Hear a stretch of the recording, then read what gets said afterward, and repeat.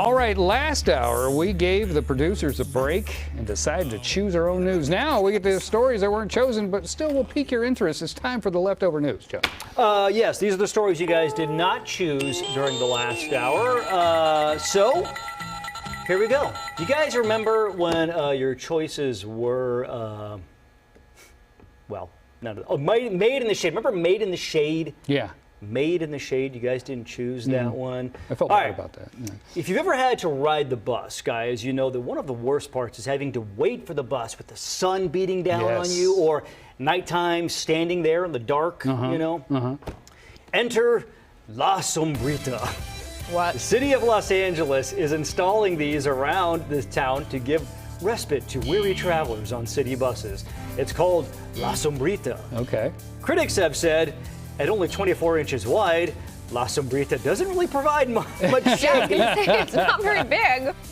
The company that makes them pointed out that La Sombrita is more than just a shade structure, though. They also provide light. Yeah, look at that light. One of the stations in LA posted this picture that appears to show La Sombrita mostly lighting up La Sombrita.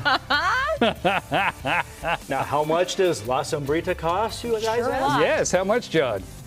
A mere $10,000. What? Ooh. Per Sombrita. Stop. The company that makes them pointed out that regular bus shelters cost about 50 grand, more than that. Yeah. But the technology is always evolving, and one Twitter user unveiled their own solution. They say it is a, quote, more efficient solar-powered carbon-neutral shade device than La Sombrita, and it's so much funnier if we could see it, guys. It's a tree. There was a picture of a tree.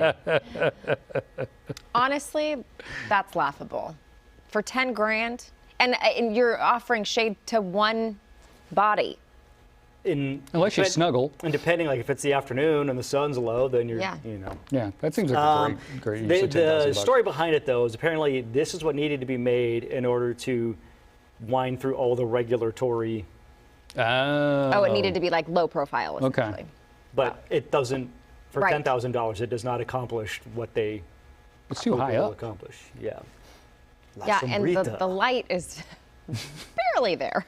and it's angled at Right. the Sombrita. Yeah. Okay. Well, good for them. I'm glad they get paid. Okay, guys, your choices for the next round were In the Face or Isn't It Ironic? You guys remember In the Face? Yeah. Yeah. You didn't choose In the Face.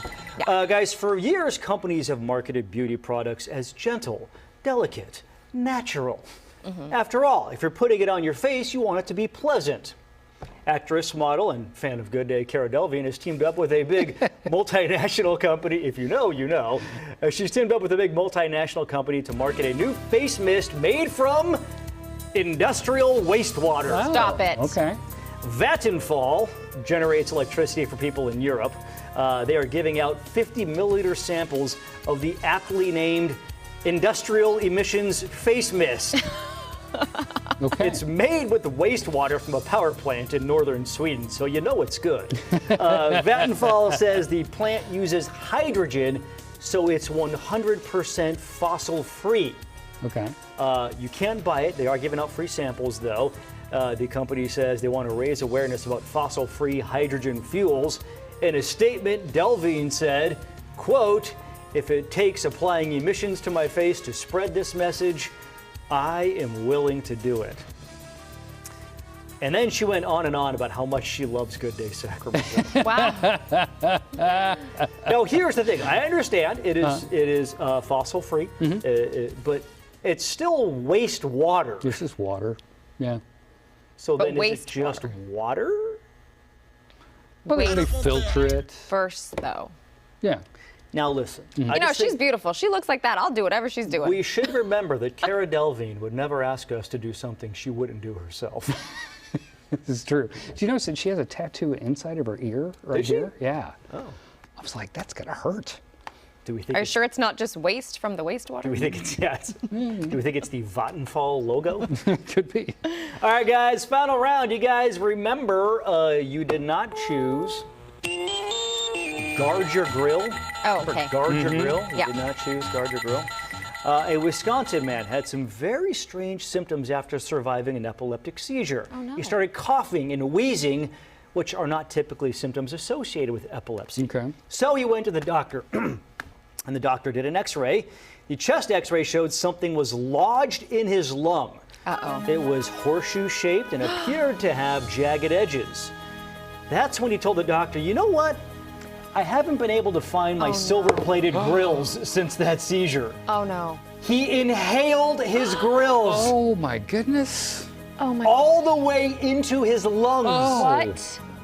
The case study was published in the medical journal Curious. Yeah, I'm curious. One part of the case study says, quote, despite traversing the vocal cords, retrieval was particularly challenging given the shape and size of the dental product. After intubating the guy, doctors were finally able to remove the grill, and he was sent home. Did they get it out with the claw game? Little claw comes down. They actually they went into detail about how they intubated him, and Wait, so can he reuse it now? I would imagine so. You could. The question is, would you? Put it in your mouth now? What if he has another seizure? Imagine how hard he had to inhale for that to, Yep. and he survived. That's amazing. That is amazing. All right, guys, I ain't, that putting, was I ain't putting that in the back of my mouth after that. no, that was the left. Not as I choke on almonds.